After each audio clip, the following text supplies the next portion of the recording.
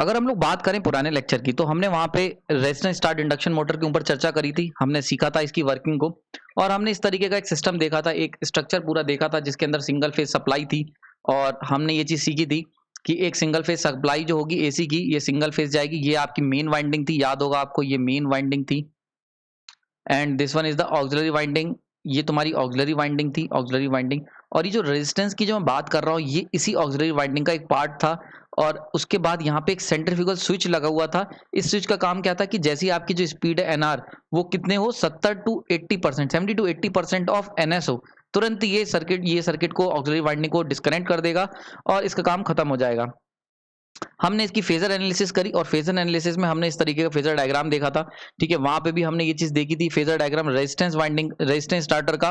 तो इसमें हमने एक चीज नोट करी थी, सबसे खास बात, कि यहाँ पे जो एंगल आ रहा था थीटा, यानी कि टॉर्क एंगल, वो इस तरीके से थीटा बनाया हुआ था। और ये जो पर्टिकुलर एंगल था, इसके साथ यही सबसे बड़ी डिसएडवांटेज भी थी कि जो एंगल था साइन थीटा, हम जानते हैं टॉर्क की जो वैल्यू होती है वो साइन थीटा के बराबर होती है।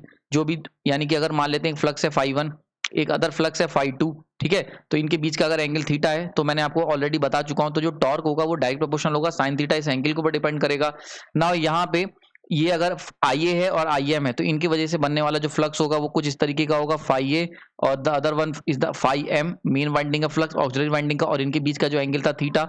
सबसे बड़ी डिसएडवांटेज था कि ये जो एंगल थीटा था ये लेस देन 30 डिग्री था। यानी कि रेजिस्टेंस स्टार्ट इंडक्शन मोटर में जो सबसे बड़ा डिसएडवांटेज था कि जो उसका एंगल था, टॉर्क एंगल, वो कितना था, 30 डिग्री से कम था। और ऐसे केस में क्या हो रहा था, मुझे TST वेरी लो, यानी कि बहुत ही स्मॉल स्टार्टिंग टॉर्क मिल रहा था। ठीक है, यानी कि single phase induction motor resistance start से अगर तुम स्टार्ट करोगे तो वो स्टार्ट तो हो जाएंगी, जबकि single phase induction motor self start नहीं होती, लेकिन रेजिस्टेंस स्टार्ट करने से स्टार्ट तो हो जाएंगी, लेकिन स्टार्टिंग टॉर्क बहुत कम था। और मैंने आपको बताया था, पुराने लेक्चर्स आप मेरे देख सकते हो, जहां पे हमने स्पेसिफिकेशन की बात की है, स्पेसिफिकेशन ऑफ स्टार्टर, वहां मैंने बताया है कि टी स्टार्टिंग वेरी हाई होना बहुत जरूरी है, मतलब बहुत हाई होना जरूरी है। क्योंकि अगर स्टार्टिंग टॉर्क हाई होगा तो ही हम लोग बहुत सारी चीजें कर पाएंगे। क्योंकि हर मशीन, फॉर एग्जाम्पल जो भी मशीन्स होती हैं, इंपॉर्टेंट मशीन्स आपने लाइफ में देखी होंगी, जैसे मिक्सी ले लो। अब मिक्सी के अंदर तुम्हें स्टार्टिंग टॉर्क बहुत हाई होना चाहिए, क्योंकि अगर स्टार्टिंग टॉर्क बहुत हाई नहीं होगा तो ऐसे केस में जो तुम कटिंग करने का काम करोगे वो जाम हो जाएगी। ठीक है, इसी तरीके से क्रेन ले लो, अगर आप क्रेन की बात करो, क्रेन में सोचो तुमने बहुत ज्यादा लोड एकदम से उठाना है, तो लोड उठाने के लिए स्टार्टिंग टॉर्क बहुत हाई होना चाहिए। ठीक है, तो इसीलिए लगभग लगभग जितनी भी मेजर मशीन होती हैं जो हम लोग लाइफ में यूज करते हैं, उन सब का स्टार्टिंग टॉर्क हाई होना एक प्राइम रिक्वायरमेंट है। ठीक है, इसी वजह से रेजिस्टेंस स्टार्ट इंडक्शन मोटर जो थी वो फेल हो गई थी। ठीक, तो फिर टॉर्क एंगल बढ़ाएंगे कैसे, बड़ा इंपॉर्टेंट है नाउ। अगर इसके लिए हम लोग एक काम करते हैं, फेज एंगल के ऊपर चर्चा करते हैं। ये जो आपके सामने डायग्राम है, ये फेजर डायग्राम है रेजिस्टेंस स्टार्ट इंडक्शन मोटर का। ठीक है, और हम लोग इसी के ऊपर चर्चा करेंगे। ये ऑलरेडी मैंने डिस्कस कर लिया था।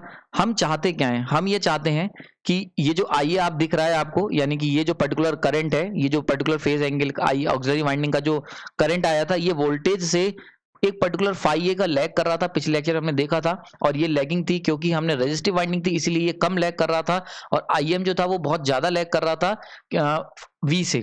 ठीक है, इसको मैं ऐसे भी बना सकता हूँ। ये ऑलरेडी हम लोग पुराने लेक्चर में डिस्कस करे थे। ठीक है, तो अब मैं चाहता क्या हूं, मैं ये चाहता हूं कि जो IA मैंने बनाया है, जो इस पर्टिकुलर पॉइंट पे, इसकी जगह IA यहां पर हो जाए, और जो एंगल है वो कुछ इस तरीके से थीटा डैश एंगल मुझे मिले। आई होप ये समझ में आ रही होगी।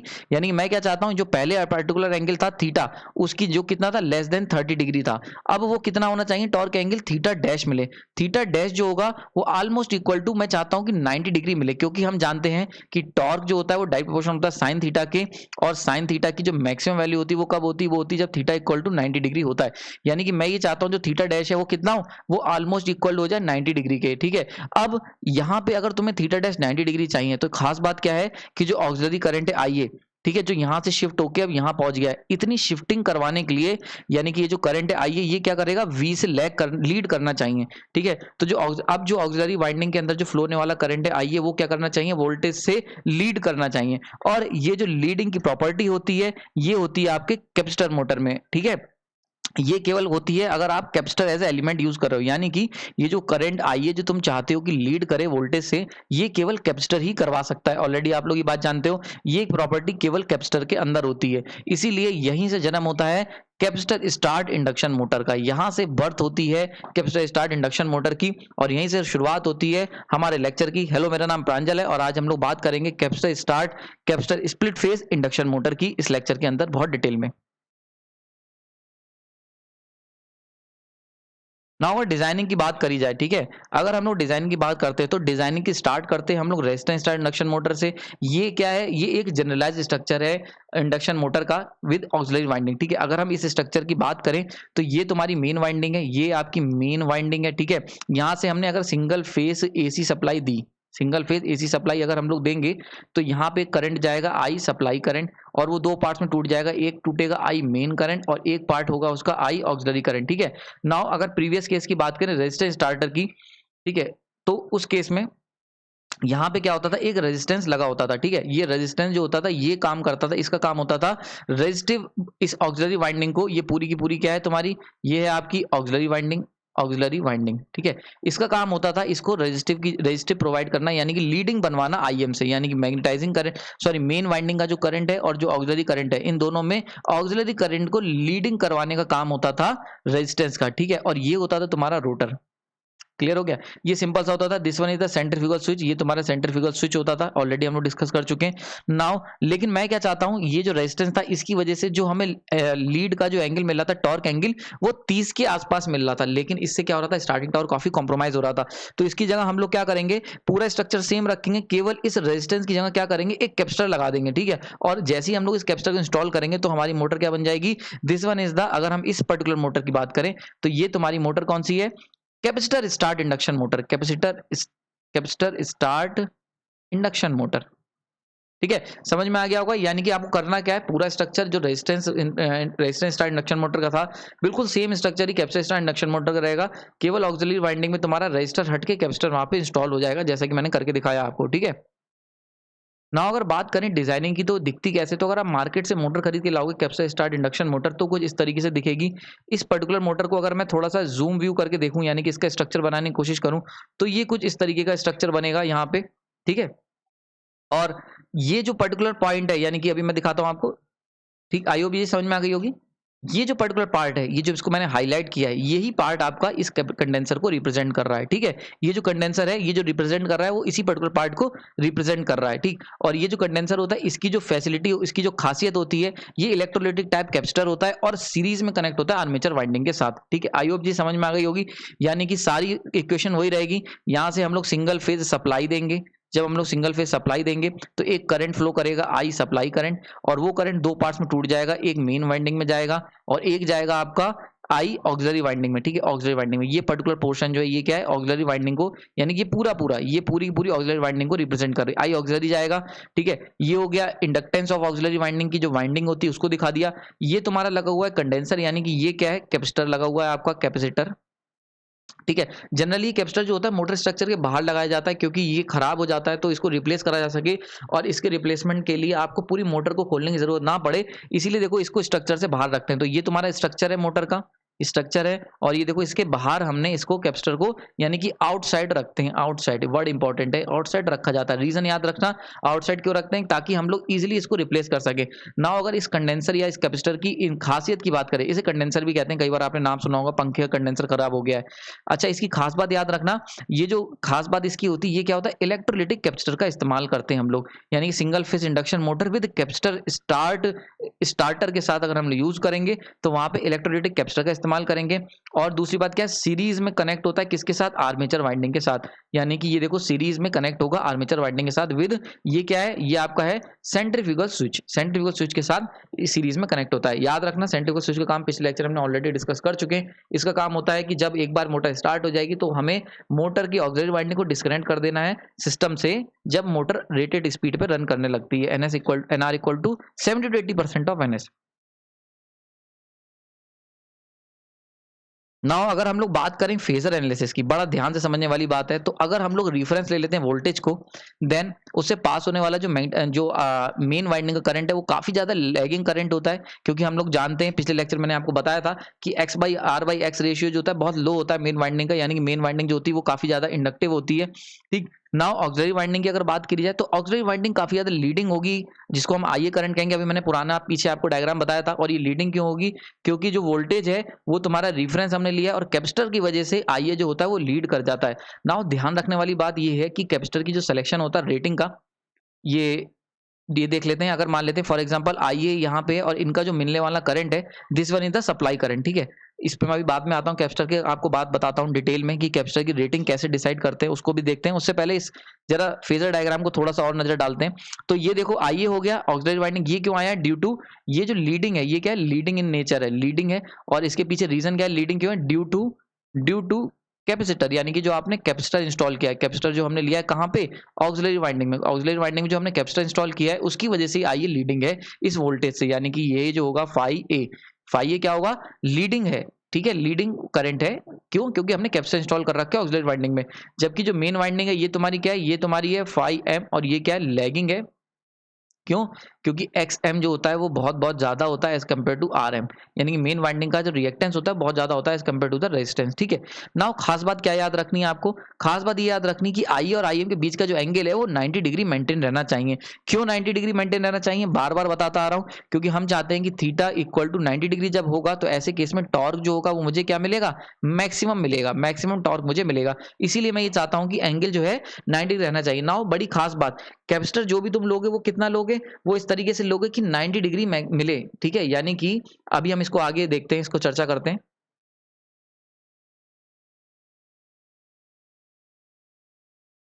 ठीक है, तो पहला पॉइंट, इंपॉर्टेंट पॉइंट इसमें हम लोग बात करेंगे। तो देखो यहाँ पे ये वो पॉइंट आ गया जिसको मैं बार बार चर्चा करने की कोशिश कर रहा था कि कैपेसिटर जो है वो सेलेक्ट होना चाहिए इस तरीके से कि 90 डिग्री का टॉर्क एंगल मुझे मिल सके, यानी कि दोनों के एंगल के बीच में, यानी कि आईए और आईएम के बीच का जो एंगल है वो मस्ट बी 90 डिग्री होना चाहिए। अब ये कैसे होगा? तो इसके लिए कैपेसिटर, तुम्हें एक प्रॉपर रेटिंग का कैपेसिटर सेलेक्ट करना पड़ेगा।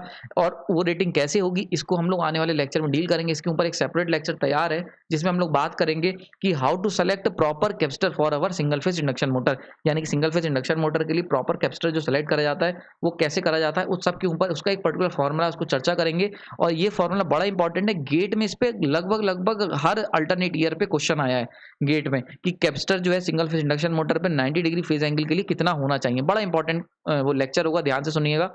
आगे चलते हैं। ठीक है, इलेक्ट्रोलिटिक कैपेसिटर, ये ऑलरेडी मैंने आपको पीछे बता दिया है कि कैपेसिटर जो यूज होता है, याद रखना ये आपका SSC के पेपर में पूछ लेगा या यूपीपीसीएल में पूछ लेता है कि कौन सा कैपेसिटर यूज होता है सिंगल फेज इंडक्शन मोटर में स्टार्ट करने के लिए। तो इलेक्ट्रोलिटिक कैपेसिटर का इस्तेमाल हम लोग करते हैं। ठीक है, आगे तीसरा point, high VAR capacitor required. अब VAR क्या होता है? ऑलरेडी आप लोग जानते हो, ये जो होती है VAR, ठीक है, ये यूनिट होती है, किसकी यूनिट होती है? ये यूनिट होती है आपकी रिएक्टिव पावर की। ठीक है, रिएक्टिव पावर की यूनिट होती है। और मैं जानता हूं कि कैपेसिटर जो होता है, कैपेसिटर का क्या काम होता है? कैपेसिटर आपका रिएक्टिव पावर को डिलीवर करता है, यानी कि क्यू सप्लाई करता है। जबकि अगर हम बात करते हैं इंडक्टर की, तो इंडक्टर क्या करता है? क्यू को एब्जॉर्व करता है, क्यू एब्जॉर्व करता है। रिएक्टिव पावर को एब्जॉर्व करने का काम कौन करता है? इंडक्टर।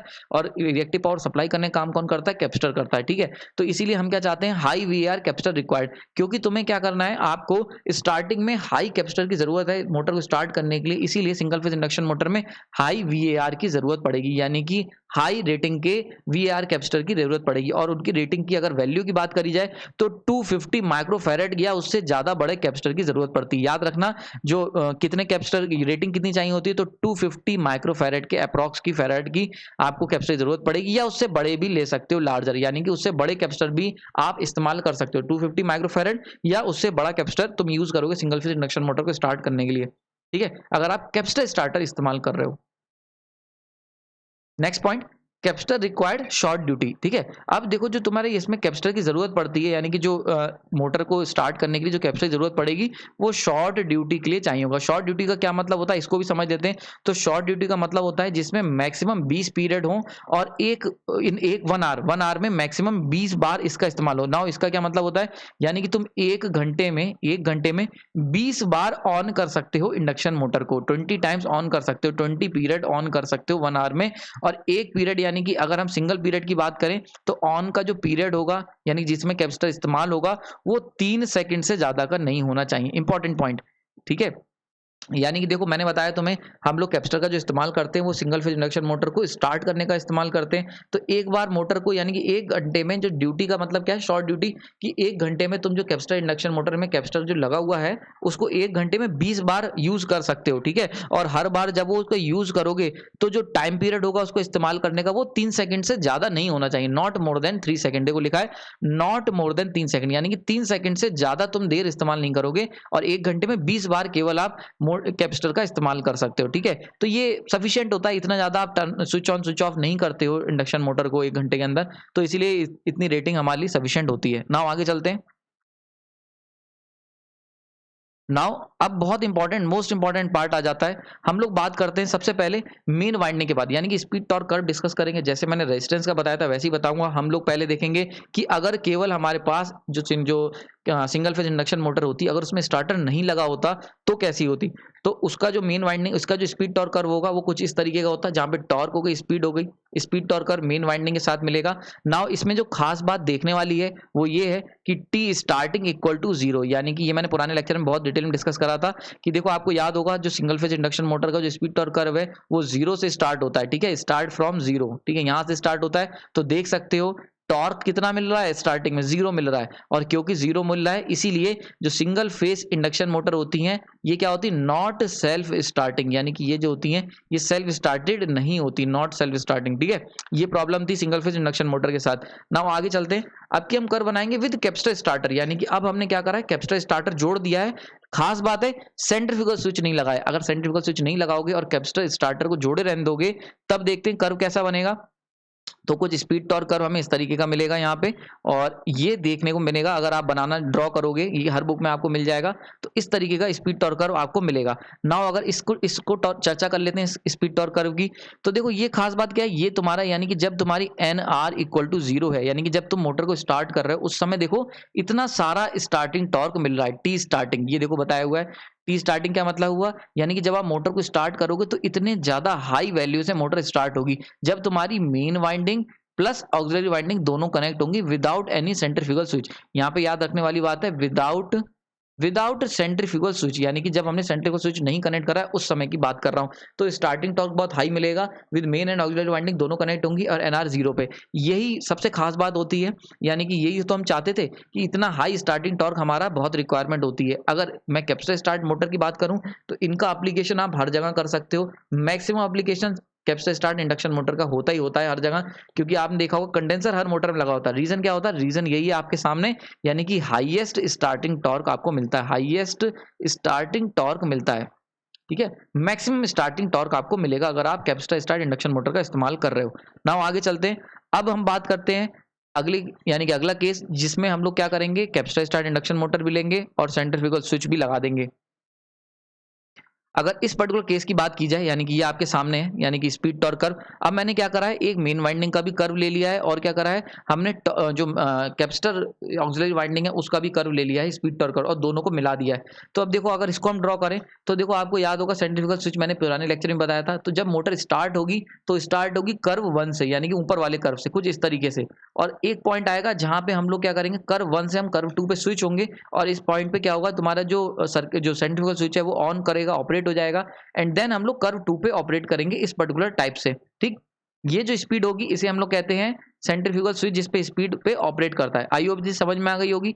नाउ अगर इसकी बात करें तो पहला वाला जो कर्व है वो मेन प्लस ऑक्सिलरी वाइंडिंग है, यानी कि जो हमने देखा था ऑक्सिलरी वाइंडिंग कनेक्टेड है। सेकंड वाला जो कर्व है ये केवल मेन वाइंडिंग के कर्व को रिप्रेजेंट कर रहा है, ठीक। आई होप समझ में आ गई होगी। नाउ अगर इसके ऊपर थोड़ा सा और देख लें तो देखो ये वाला स्पीड कौन सी, ये वो स्पीड है जिसपे एनआर जो होगा तुम्हारा वो कितना होगा, 70 to 80% of NS, 70 to 80% of NS, ठीक है। यानी कि एनएस के 70 to 80% हो जाएगा, यानी कि हम स्टेबल रीजन में एंटर कर जाएंगे तब हम लोग इसको स्विच ऑन करेंगे। ये स्विच जो होगा सेंट्रीफ्यूगल स्विच ऑपरेट कर जाएगा, ठीक है। और इस तरीके का कर्व मुझे मिलेगा। इससे क्या होगा, यानी कि जब तुम स्टार्ट करोगे, बड़ी खास बात, जब आपकी मोटर स्टार्ट होगी, मोटर को स्टार्ट करोगे तो मेन प्लस ऑक्सिलरी वाइंडिंग के साथ मोटर स्टार्ट होगी। एक बार जब सेंट्रीफ्यूगल स्विच ऑपरेट कर जाएगा तब तुम्हारी केवल मेन वाइंडिंग ही मोटर को चलाएगी और तुम्हें ऑक्सिलरी वाइंडिंग जो होगी वो डिस्कनेक्ट हो जाएगी सिस्टम से, ठीक है। ऑक्सिलरी वाइंडिंग तुम्हारी सिस्टम से बाहर हो जाएगी। ना अगर बात कर लें कंपैरिजन की, यानी कि अगर हमने पुराने केसेस में हमने बात करी थी, मैंने ये फेजर डायग्राम ले लिया रेजिस्टेंस मोटर का। अब मैं इस पर्टिकुलर टाइप में हम लोग कंपेयर करेंगे रेजिस्टेंस स्टार्टर को अपने कैपेसिटर स्टार्ट इंडक्शन मोटर के डायग्राम से। तो फेजर डायग्राम दोनों कंपेयर कर लेते हैं। सबसे पहले अगर फेजर डायग्राम दोनों कंपेयर करोगे तो पहला वाला केस जो रेजिस्टेंस स्टार्टर केस है, इस पर्टिकुलर केस में अगर हम V और I के सप्लाई के अगर दोनों को केवल हम लोग उसको बना दें, तो देखो यहाँ पे जो खास बात देखने को मिलती है कि V वाला जो वोल्टेज है जिसको मैंने रेफरेंस लिया है और ये है करंट, इनको मैंने सेपरेट बना दिया है। तो देखो यहाँ पे जो एंगल होगा ये हो जाएगा तुम्हारा फाई, ठीक है, मेन एंगल जिसे कहते हैं फाई सप्लाई एंगल। यानी कि ये वो एंगल होगा जिसमें तुम्हारा इनपुट करंट और वोल्टेज के बीच का जो एंगल होता है, यानी कि पावर फैक्टर ऑफ मोटर, ठीक है, पावर फैक्टर ऑफ मोटर।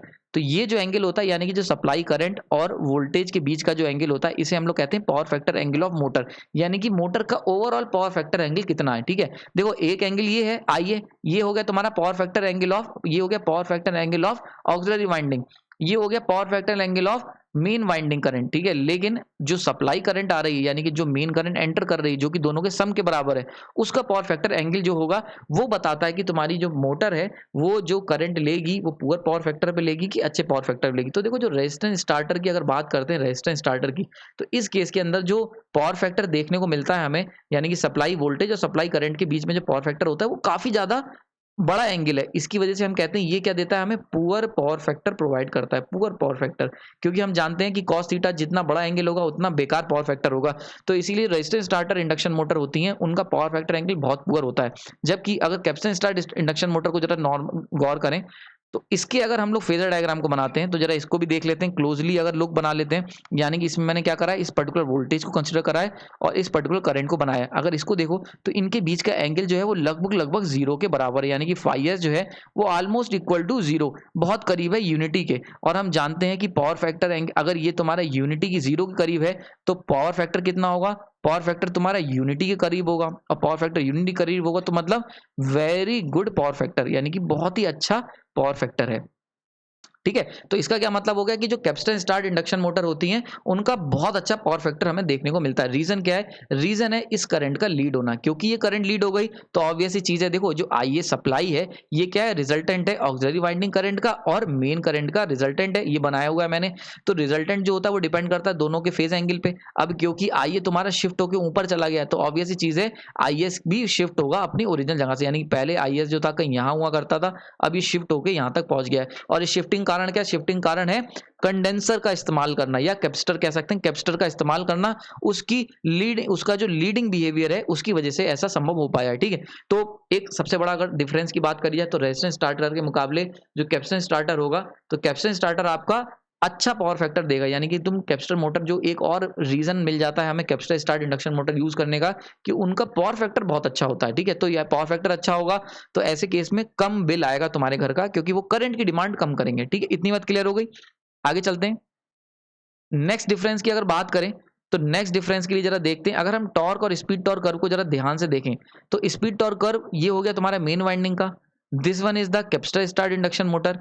इन दोनों के स्पीड टॉर्क कर्व को हम लोग बहुत अच्छे से अभी इस लेक्चर में देखते आए हैं। नाउ हमने ये देखा था इस तरीके से ये ऑपरेट करेगा, ठीक है। यहाँ पे सेंट्रीफ्यूगल स्विच तुम्हारा ऑपरेट करेगा, ठीक। अब ये हो गया speed torque curve of capacitor start induction motor का। अगर हम कंपेयर करें स्पीड टॉर्क कर्व को रेजिस्टेंस स्टार्ट इंडक्शन मोटर की, जो रेजिस्टेंस स्टार्ट इंडक्शन मोटर थी वहां पे भी तो मुझे स्पीड टॉर्क कर्व मिल रहा था, तो उससे अगर मैं कंपेयर करूं कैपेसिटर को तो देखते हैं क्या कंपैरिजन मिलेगा। ये हो गया मेन ऑक्सिलरी ओनली वाइंडिंग, ये कैपेसिटर के साथ है। This one is the main plus auxiliary resistive winding, ठीक है। ये जो पर्पल कलर की तुम लाइन देख रहे हो, ठीक है, ये जो पर्पल कलर का आप कर्व देख रहे हो ना, ये वाला, ये तुम्हारा है रेजिस्टेंस स्टार्टर साथ। आर का मतलब हो गया ये तुम्हारा क्या दिखा रहा है, ये बता रहा है रेजिस्टेंस स्टार्टर, ठीक है। यानी कि ये क्या बता रहा है, ये जो पर्पल डॉटेड लाइन का जो कर्व है ये बता रहा है कि तुम्हारा जो कर्व मिलेगा वो रेजिस्टेंस स्टार्ट इंडक्शन मोटर का मिलेगा। तो देखो तीनों के तीनों मोटर जो है तुम्हारी वो क्या सेल्फ, तीनों में से पहली वाली अगर मेन वाइंडिंग चलाओगे तो कभी भी सेल्फ स्टार्ट नहीं होगी, ये हम ऑलरेडी जानते थे। अगर हम दो स्प्लिट फेस इंडक्शन मोटर दो टाइप की बात करें तो एक है रेजिस्टेंस टाइप और एक है कैपेसिटर टाइप। देखो यहाँ लिखा है सी, कैपेसिटेंस टाइप। यानी कि दो अगर इंडक्शन मोटर को कंपेयर करें तो कैपेसिटेंस टाइप जो इंडक्शन मोटर होगी उसके अंदर देखो स्टार्टिंग टॉर्क बहुत ज्यादा मिल रहा है, ठीक है, बात समझ में आ रही। तो उसके अंदर क्या होगा, स्टार्टिंग टॉर्क की अगर बात कर लें तो टी स्टार्टिंग लगभग कितना होगा, 2 टाइम्स होगा। देखो टी स्टार्टिंग कैपेसिटर यानी कैपेसिटर स्टार्ट इंडक्शन मोटर का जो टॉर्क स्टार्टिंग टॉर्क बनेगा वो 2 टाइम्स बनेगा starting torque of resistive type induction motor, यानी कि रेजिस्टर से अगर स्टार्ट करोगे इंडक्शन मोटर को उसका जो टॉर्क मिलेगा, यानी कि ये जो टॉर्क होगा T S T due to R, यानी कि रेजिस्टेंस स्टार्टर इंडक्शन मोटर का जो स्टार्टिंग टॉर्क होगा, और ये जो होगा ये क्या होगा T S T capacitor C. तो ये जो होगा कैपेसिटर वाला ये 2 टाइम्स होगा आर के। ठीक है, तो देखो यहाँ से ये बात साबित होती है, स्पीड टॉर्क कर्व से भी हम कंपेयर कर सकते हैं। अगेन तो हम कौन सी मोटर प्रेफर करेंगे, तो भाई ऑलरेडी बात है, हम लोग कौन सी मोटर प्रेफर करेंगे, capacitor start induction motor prefer करेंगे as compare to resistance start. और रीजन क्या है, रीजन आपके सामने है, 2 रीजन है। सबसे पहला रीजन, एक तो टॉर्क ज्यादा मिलेगा स्टार्टिंग टॉर्क कैपेसिटर में, दूसरा कैपेसिटर लगे होने से पावर फैक्टर भी अच्छा मिलेगा, तो इंप्रूव्ड पावर फैक्टर के साथ तुम्हारी मोटर ऑपरेट करेगी और ऐसे केस में बिल भी कम आएगा। ठीक, तो आई होप ये लेक्चर आपको समझ में आया होगा। इस लेक्चर के अंदर मैंने बहुत डिटेल में चर्चा करी कैपेसिटर स्टार्ट इंडक्शन मोटर की। आने वाले लेक्चर में हम लोग types of capacitor start induction motor को देखेंगे, क्योंकि कई तरीके की होती है। सबसे खास बात अगर बात करी जाए, आपने अपने घर का पंखा देखा होगा, क्या आपने कभी भी वो पंखा, आप जानते हो कि सिंगल फेज इंडक्शन मोटर है, कैपेसिटर लगा होता है, पर क्या तुमने कभी उसके अंदर सेंट्रीफ्यूगल स्विच देखा है? कभी ऐसा देखा है कि पंखा जब तेज चलने लगता है तो एक स्विच की आवाज होती है, खट से स्विच हट जाता है, स्विच क्लोज हो जाता है? नहीं देखा ना? तो उसको हम लोग चर्चा करेंगे आने वाले लेक्चर में और देखेंगे कि क्या सेंट्रीफ्यूगल स्विच को हटाया जा सकता है, या ये कौन सी फिर इंडक्शन मोटर जो पंखे में लगी हुई है, क्योंकि इसके अंदर तो कोई भी सेंट्रीफ्यूगल स्विच नहीं है लेकिन कैपेसिटर है। ठीक, तो इन सब चीजों के आंसर आपको मिलेंगे आने वाले लेक्चर में। आपने अपना कीमती समय दिया उसके लिए धन्यवाद। अगर आपको लेक्चर पसंद आए तो कमेंट सेक्शन में मुझे बता सकते हैं, कोई डाउट है तो वो भी टाइप करके बता सकते हैं, मैं उसके ऊपर वीडियो बना के आपको समझाने की कोशिश करूंगा।